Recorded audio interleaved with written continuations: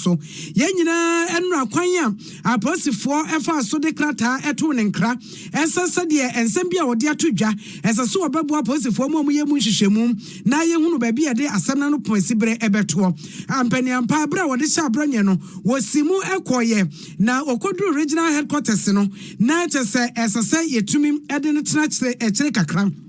na abra wocho na no di nsem nyina wie ye no na ne nabusuafo NPP fo ene nabusuafo nyina hwese enke bema ne bill no wakofie na anya hwensem enempo ne yede ne kokoto ayede na konsoso wo preso a bill no womonsanka na womonsanka no ena yewura Hopson ʍdoye ede to dwa se IGP afedie wo ye duebu dodo wo ye duebu jinimo dodo ade yi opani ba ye wacho na no asem awie bibia na mu bisa ne bia no de bank asase e ma ne bill e ma ne ye enti ese dan ne e bekoso ato ne prum se ye ma ne mpie ekopem ena no pay a ye nya ne enti ese ye de no egina se ne bia ne enti ensam a Hopson ʍdoye ede to dwa efa enra deteni a ye deteni Abronye no eho Ghana police service open equalization. You can't treat everybody, every person under the law. First, you don't get your choke pain and the plan and get the bill. As they say, that didn't ya party or my family be and you can be say that what to after the Panorama regional office. You're taking that, you know. When you say Nepana Babidu, say the instructions will come from Bibia, a free woman at table. And we'll be at 24 to baby, who friend our own fact. Is it not the report? So, Eddie, I'm got to say, IGP down by you.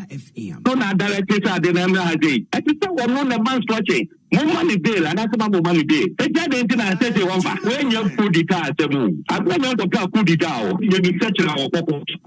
That's all, man, it's up here. When can't pay? You won't go one. And also, this is a bank of the data. So, equalization, they should stop it. Equalization, they should stop it. They are building a nation. Abronye Bibia, ʍbronye, Yingano. No, that is not the point.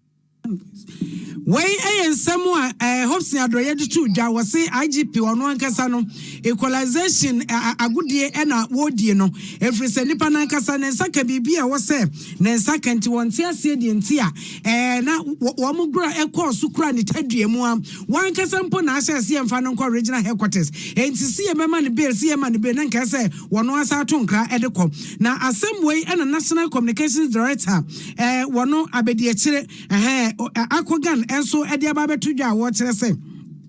ane ade na ekoso ne de IGP ono so eyadoso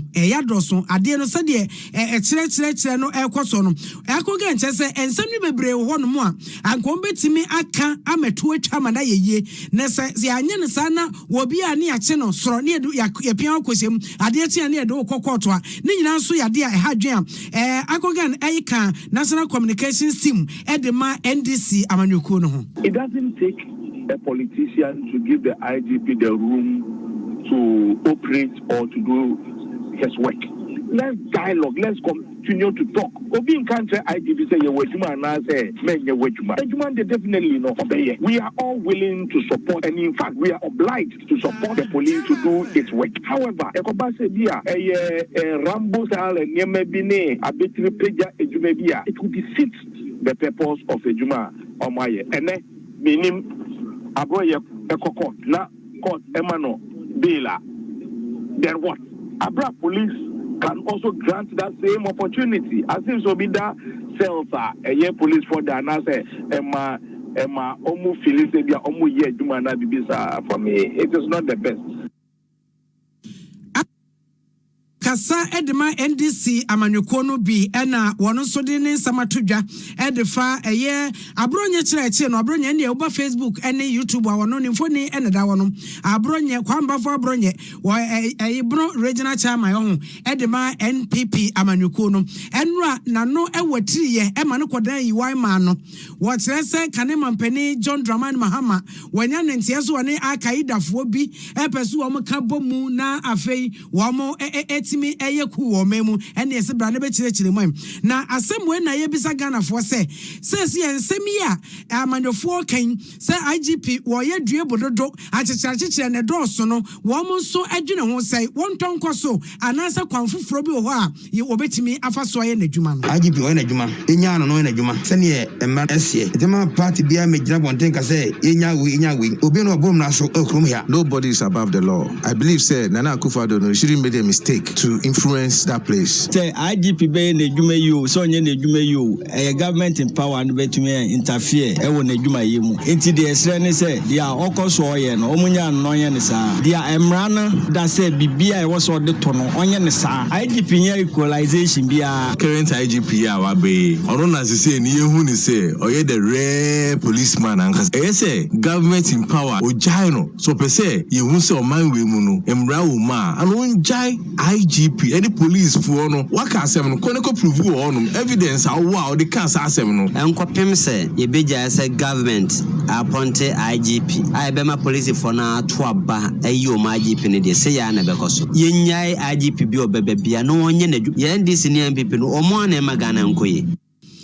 I Ghana for no NPP ni NDC ade na wiecie na kwae wabom ya mesoma bobi ateka atipom na je say wo mo say equalization na IGP ede adwuma na wanyina na ye bisa wonu onim de e wa manyosem mu ese sa niam ya ekosui amanyosem nso wo mo transition din a sa no mu no anam ye ra Christopher Mpadu wo kire amanyosem ene wo che say Ghana fo nyina fo wo mudro wo ma ho de wo munyansa entai yera akufo dampare achi sa IGP na onye n'adwuma efrisa adwuma na wo ye no so otumi ye na wo ye ema ho tia emu animonyam ebeka Ghana fo na emom samanyofo we be so ne nsa na we so ne nan na we kita ne ti no mo be twetwe no de eba sa adwuma no ye ntumi nya no sade ye pe no na yenya IGP we no obia ka ne wa sempa se ne a police for no eno na IGP ajato no ho so a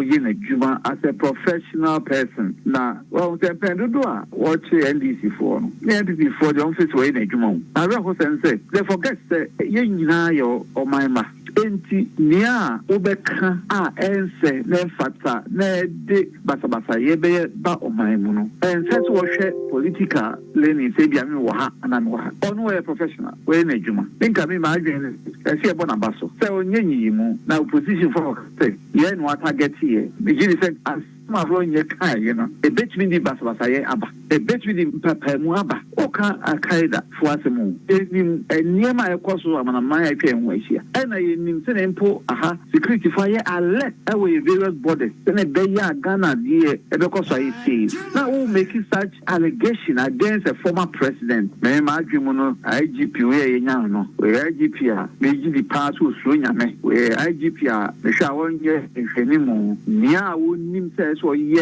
as a professional police boss no ejuma eno ye no if anything at all let's say Ghana for mompaye entenechi